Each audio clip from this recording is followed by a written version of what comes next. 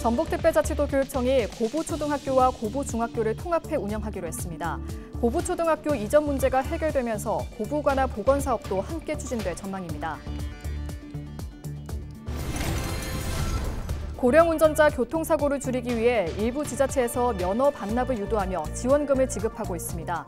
고창군은 예산 부족으로 지원금을 제때 주지 못하면서 어르신들만 불편을 감수하고 있습니다. 양봉업자를 살해하고 시신을 암매장한 70대가 징역 20년을 선고받았습니다. 재판부는 유족들이 극심한 고통을 호소한 점을 고려했다고 판시했습니다.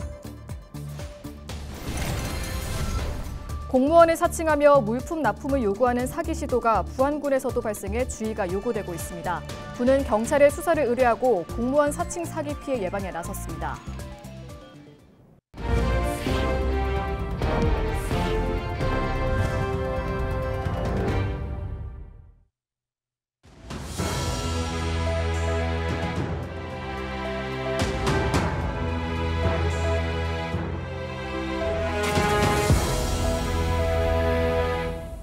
시청자 여러분 안녕하십니까? 헬로티비 뉴스입니다. 작은 학교 통합을 추진하고 있는 전북특별자치도 교육청이 고부초등학교와 고부중학교를 통합해 운영하기로 했습니다. 고부초등학교 이전 문제가 해결되면서 고부관화 복원 사업도 함께 추진될 전망입니다. 김남호 기자가 보도합니다. 정읍시 고부면에 위치한 고부초등학교입니다. 이곳은 지난 1894년 동학농민혁명의 시작을 알렸던 고부봉기의 현장인 고부관화터이기도 합니다. 전북교육청과 정읍시는 18일 협약을 통해 역사 현장인 고부초등학교를 고부중으로 이전해 초중학교 통합운영학교를 신설하기로 했습니다. 고부관화터의 일제가 세운 고부초등학교를 고부중으로 옮겨서 신축함으로써 우리 아이들에게 더 좋은 교육 환경을 제공하는 것, 그것이 첫 번째 목표고요. 두 번째로는 동학혁명의 진원지인 고부관화를 복원해서 역사 교육의 장으로 만들려고 합니다. 고부관화터에 초등학교가 위치해 있어 수십 년째 복원 사업을 미뤄왔던 정읍시는 곧바로 사업을 재추진할 방침입니다. 정읍시는 또 고부관화 복원 이후 동학농민혁명 정신을 알리기 위한 연계 사업들도 확대해 나갈 방침입니다. 고부관화 복원은 동학농민혁명의 시작점이기도 하고 정읍 시민뿐만이 아니고 동학 관련 전국의 50개 이상의 단체들의 수건이기도 합니다. 고부관화 복원이 됨으로 인해서 이제 역사적인 정체성 이런 것들이 다시 세워짐으로 인해서 동학농민혁명 정신이 더 크게 함양될 거라고 생각합니다. 인구 소멸 지역의 교육 환경을 근본적으로 개선하기 위해 추진되고 있는 고부초중학교 통합운영안. 고부관화 복원과 함께 동학농민혁명 선양사업에도 탄력이 붙을 것으로 기대되고 있습니다. 헬로티비 뉴스 김나호입니다. 해마다 반복되는 고령 운전자 교통사고를 줄이기 위해 일부 지자체에서는 면허 반납을 유도하며 지원금을 지급하고 있습니다. 그런데 전북 고창군은 예산 부족으로 이 지원금조차 제때 주지 못하고 있습니다. 정작 면허를 반납한 어르신들만 불편을 감수하고 있는데요. 이나라 기자가 보도합니다. 지난해 6월 부안군의 한 도로를 달리던 오토바이가 주차된 트럭을 들이받았습니다. 이 사고로 70대 운전자와 동승한 부인이 모두 목숨을 잃었습니다. 최근 3년간 전북에서 발생한 고령 운전자 사고는 매년 늘어 1,600건에 달합니다. 이 때문에 해마다 1,000명이 넘는 사람이 숨지거나 다쳤습니다. 정부와 지자체는 사고를 줄이기 위해 자발적인 면허 반납을 유도하고 있습니다. 고창군도 면허를 반납한 어르신에게 지원금으로 20만 원을 주고 있지만 문제는 예산입니다. 고창군은 예산 부족으로 4년 전부터 지원금을 제대로 지급하지 못하는 상황. 지난해만 해도 100명이 넘는 어르신이 제때 지원금을 받지 못했습니다. 올해 신규 신청자에 대한 지급도 이루어지지 않아 고창군 의회는 집행부에 대책 마련을 촉구했습니다. 면허 반납은 단순한 행정 절차가 아니라 이동의 자유를 포기하는 만큼 결정인 만큼 보다 실질적인 보완책이 필요합니다. 특히 농촌에서는 자가용이 주요 이동 수단입니다.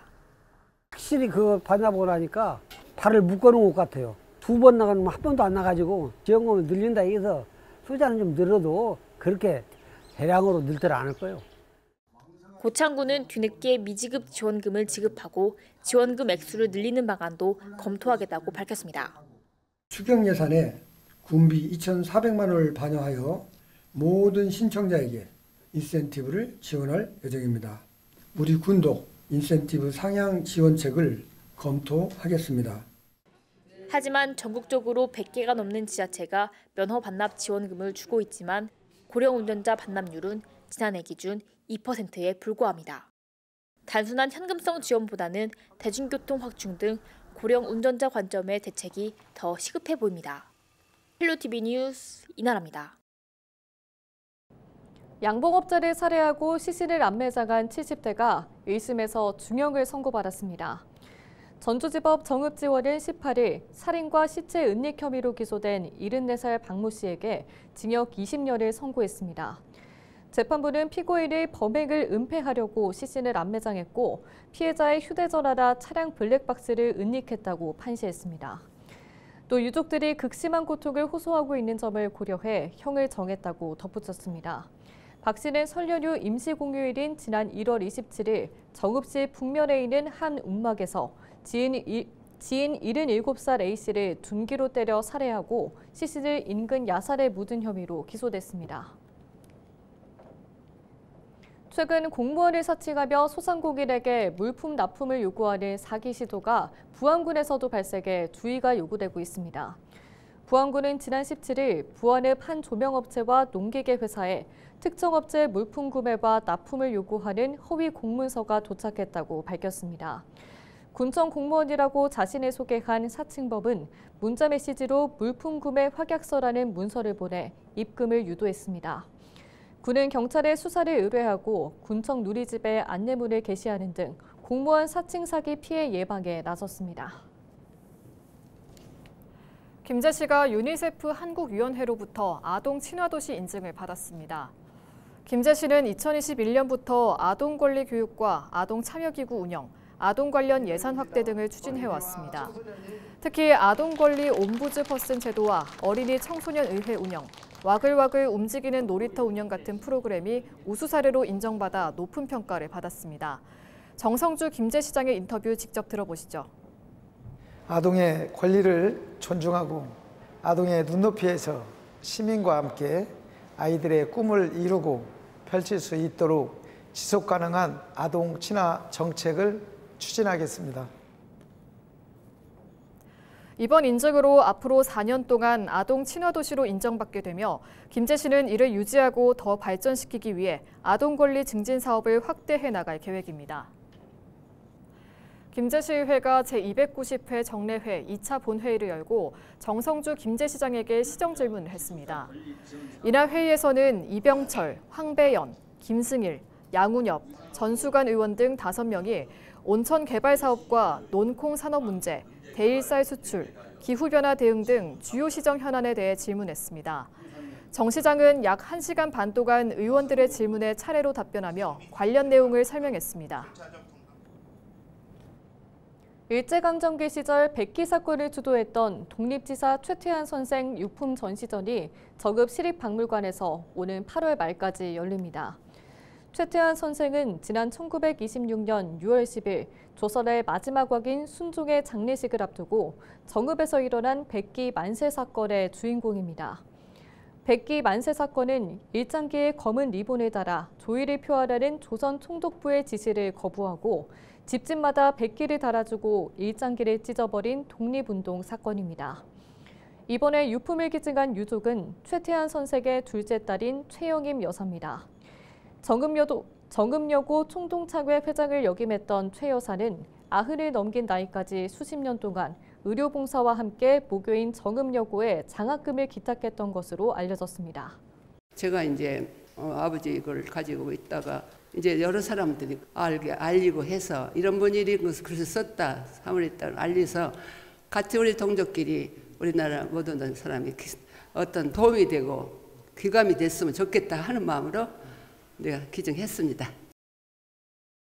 제9회 부안 붉은 노을배 전국 보치아 선수권 대회가 18일부터 4일간 부안 실내체육관에서 열립니다. 마루 위의 컬링이라 불리는 보치아는 표적에 가장 가까이 던진 공의 개수를 합해 승패를 겨루는 경기로 한국이 지난해 열린 파리 패럴림픽에서 금메달을 땄습니다. 부안군은 이번 대회를 통해 보치아를 알리고 모든 참가자가 안전하게 대회를 마무리할 수 있도록 관리하겠다고 전했습니다. 전국 각지에서 모인 보치아 선수들이 열띤 경쟁을 펼치고 장애인 스포츠 활성화와 지역 간 교류가 확대될 수 있도록 최선을 다하겠습니다.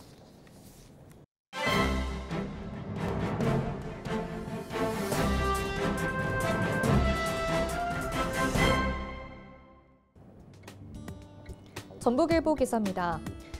2025년 1분기 전북 지역 금융시장에서 예금이 매달 1조 원 단위로 요동치고 대출 승인이 까다로워지는 등 혼란스러운 양상을 띠고 있다고 합니다. 한국은행 전북본부에 전북 지역 금융기관 여수신 동향을 분석한 결과 지역 금융기관으로 들어오는 돈이 1월 7,524억 원 급감한 데 이어 2월 1조 7,064억 원 급증했고 3월 다시 3,713억 원 위축되며 예측 불가능한 흐름을 보였다고 하는데요. 특히 예금은행 저축성 예금은 3개월간 총 4조 2,456억 원 규모의 자금이 들락날락하며 극심한 불안정성을 드러냈다고 합니다. 도내 한 금융권 관계자는 정권 교체 후 안정화 흐름과 함께 주식시장이 호황을 보이면서 유효자금이 주식 투자로 빠져나가고 있다라며 부동산 규제 완화 기대감이 줄어들면서 부동산에서 빠진 자금이 예금으로 회귀하는 것과 주식 투자 증가가 맞물리며 예금 변동성이 커지고 있다고 분석했다고 신문은 전했습니다. 지금까지 신문 브리핑이었습니다.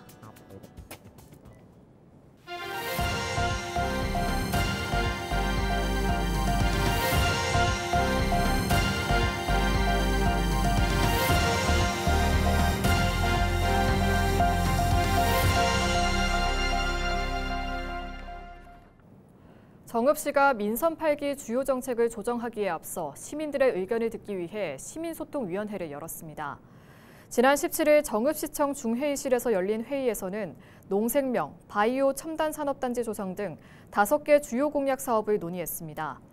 특히 시민들의 관심이 높은 복합체육관과 반려동물 놀이동산 조성 등에 대해서도 다양한 의견이 오갔습니다. 이학수 정읍시장은 시민과 소통을 강조하며 시민소통위에서 나온 의견을 꼼꼼히 검토해 시정에 적극 반영하겠다는 뜻을 밝혔습니다.